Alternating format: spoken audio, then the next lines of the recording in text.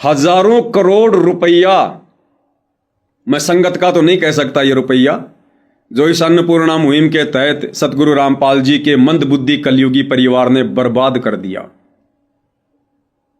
हजारों करोड़ रुपया अन्नपूर्णा मुहिम के तहत बर्बाद करके हरियाणा के एक भी पंच को या एक भी सरपंच को ये लोग भगत नहीं बना पाए, ये लोग नाम दीक्षा नहीं दिलवा पाए। हजारों करोड़ रुपया व्यर्थ में पानी की तरह बर्बाद करके भी। अब मैं ये बात क्यों कह रहा हूं भाई और बहनों कि ये पैसा संगत का नहीं था। संगत का तो हमें अच्छे से पता है संगत कितना क्या दान दे सकती है। सतगुरु रामपाल जी अनेकों बार अपने प्रवचनों में जिक्र करते आए हैं कि बच्चों, हमें पता है कि ये संगत कितना क्या दान कर सकती है। बेचारे किराया बड़ी मुश्किल से अपने घर से लेके आते हैं।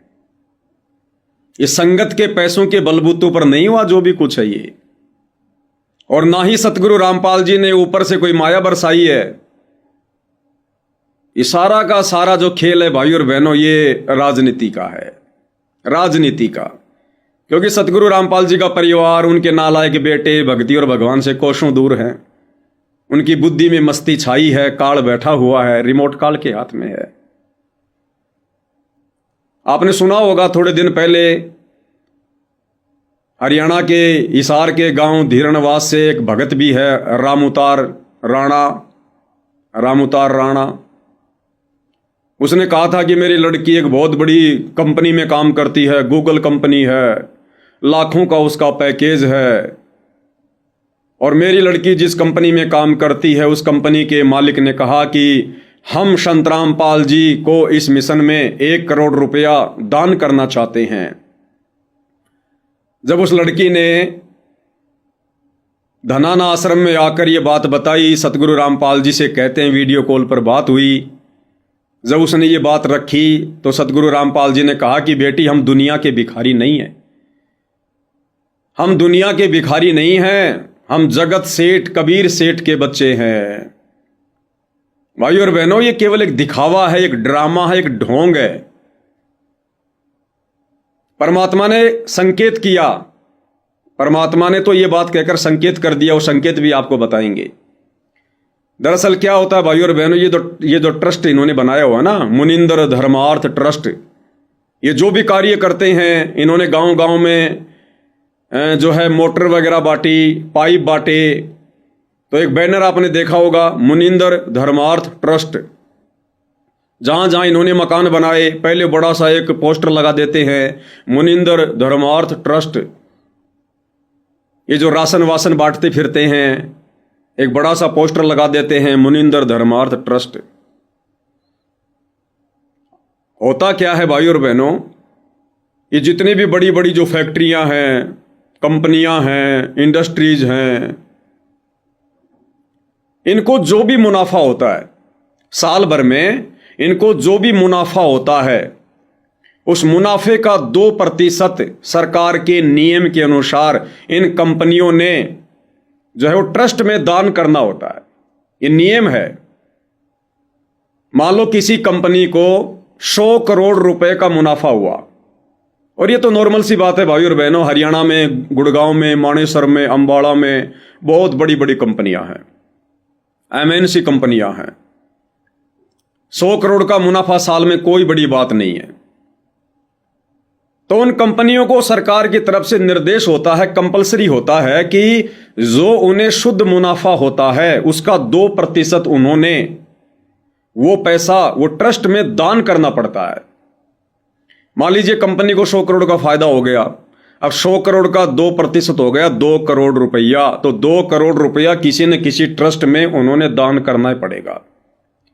अब वो कंपनी वाले क्या करते हैं, अब वो भी नहीं चाहते कि यार हमारा 2 करोड़ रुपया सीधा सीधा किसी ट्रस्ट में चला जाए, तो वो क्या करते हैं, वो ट्रस्ट वालों से साठ गांठ करते हैं कि भैया हमें 100 करोड़ का फायदा हुआ है, क्योंकि फायदा वो छुपा नहीं सकते, सारा सब कुछ सरकार की जो है वो नज़र में होता है।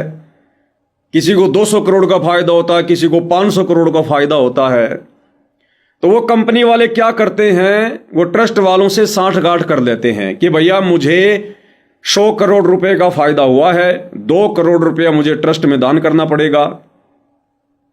मैं आपको 1 करोड़ रुपया दूंगा, 1 करोड़ रुपया मैं अपने पास में रखूंगा और आपने 2 करोड़ रुपया शो करना पड़ेगा, दिखाना पड़ेगा। तो इस प्रकार से भाइयों और बहनों ये ट्रस्टों के साथ में साठ गांठ होती है। तो ये जो इसको बोलते हैं CSR का पैसा, CSR बोलते हैं इसको। तो ये जो मुनिंदर धर्मार जो ये ट्रस्ट चल रहा है ना, ये इन कंपनियों के भरोसे चल रहा है, इन फैक्ट्रियों के भरोसे चल रहा है। ये बहुत बड़ी राजनीति है, ये दुनिया का पैसा है। ऊपर से ये लोग मकान बना रहे हैं, उसमें भी ये लोग पैसे कमा रहे हैं। इन्होंने मकान बना दिया।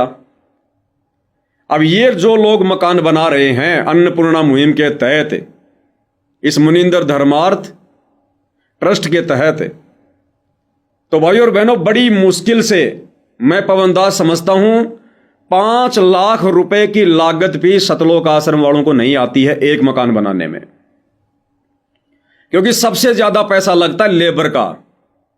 अब लेबर तो भाई और बहनों संगत बनी हुई है। आप देखते हो सैकड़ों की संख्या में भगत भाई बहन सेवा के नाम पर पहुंच जाते हैं मकान बनवाने।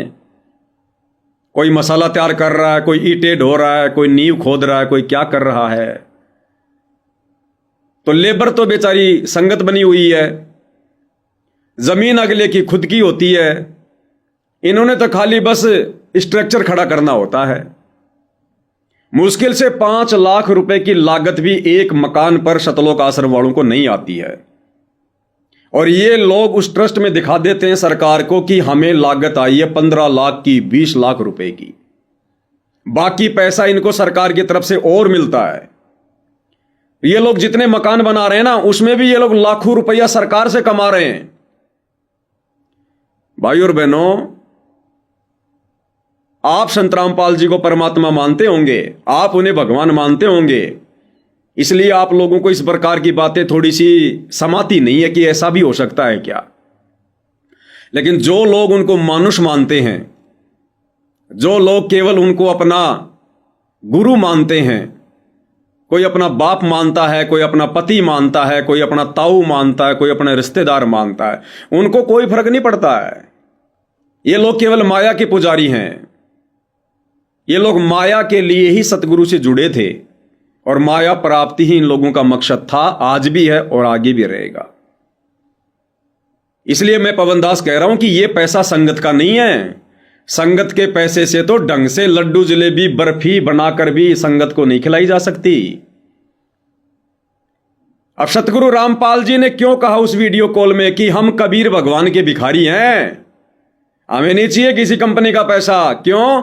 क्योंकि सतगुरु रामपाल जी का परिवार इस प्रकार का पैसा अपने ट्रस्ट में ले रहा है। अब डायरेक्ट यदि परमात्मा इस परिवार को मना कर दे, धमका दे, तो ये काम बिगाड़ दे सारा का सारा।